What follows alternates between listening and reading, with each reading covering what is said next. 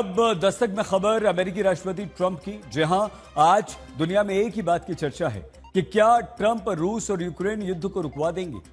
1366 दिनों से चले आ रहा ये युद्ध इस समय भीषण मोड़ पर है और ऐसे में ट्रंप ने इस युद्ध को रुकवाने के लिए 28 पॉइंट का एक शांति प्रस्ताव यानी कि पीस प्लान तैयार कर दिया है। ये ड्राफ्ट ऐसे समय में सामने आया जब रूस ने अपने हमले तेज कर दिए हैं, 5000 यूक्रेन के सैनिकों को घेरने का दावा कर दिया है। ऊर्जा ढांचों पर हमलों से कई शहर कड़ाके की सर्दी और अंधेरे में यूक्रेन में डूब गए हैं। रूस और अमेरिकी अधिकारियों ने मिलकर इस ड्राफ्ट को बनाया है। अब सवाल यह है कि ट्रंप के इस पीस प्लान के लिए क्या यूरोपीय देश और यूक्रेन तैयार होंगे। रूस तो तैयार है, तो आइए हम आपको दिखाते हैं इस शांति प्रस्ताव के पीछे आखिर ट्रंप की मंशा क्या है। रूस और नाटो देशों में भिड़ंत, पीस प्लान लाए डोनाल्ड ट्रंप। यूक्रेन की लड़ाई ब्रिटेन रूस तक आई, ट्रंप ने नई राह दिखाई। क्या ट्रंप के पीस प्लान को मानेंगे यूक्रेन और यूरोपीय देश? डोनाल्ड ट्रंप के 28 पॉइंट वाले शांति प्रस्ताव में क्या क्या है? क्या नाटो देशों से हटकर डोनाल्ड ट्रंप ने बड़ा फैसला ले लिया? रूस लगातार यूरोप को ड्रोन से निशाना बना रहा है। नाटो एयर स्पेस में रूसी घुसपैठ के मामले बढ़ रहे हैं।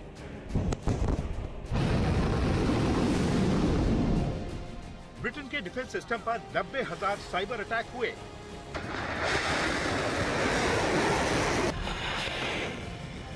रूसी खतरा अब यूरोप की तरफ तेजी से बढ़ रहा है।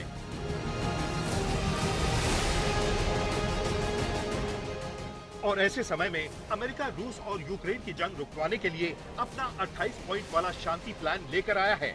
1366 दिन से चले आ रहे रूस यूक्रेन युद्ध को रुकवाने के लिए डोनाल्ड ट्रंप बहुत बड़ा रिस्क ले रहे हैं। रिस्क इसलिए क्योंकि डोनाल्ड ट्रंप के प्लान से यूरोपीय देश बिल्कुल भी सहमत नजर नहीं आ रहे हैं।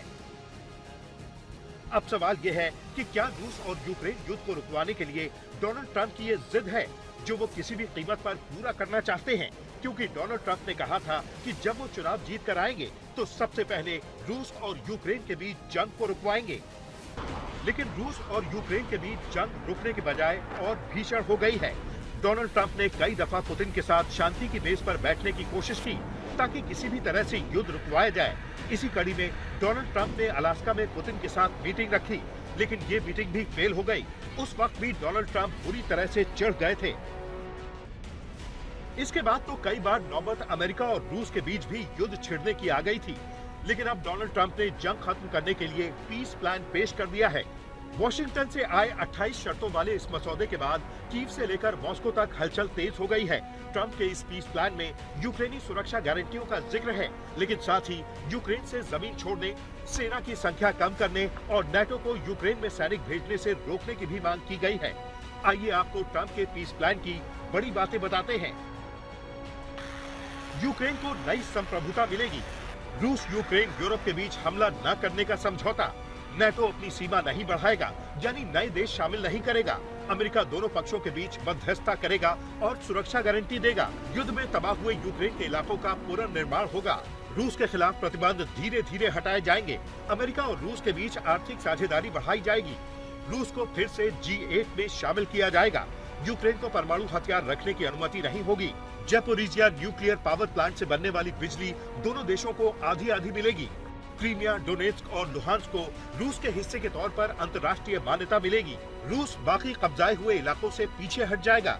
युद्ध विराम की घोषणा के 100 दिन बाद यूक्रेन में चुनाव कराए जाएंगे।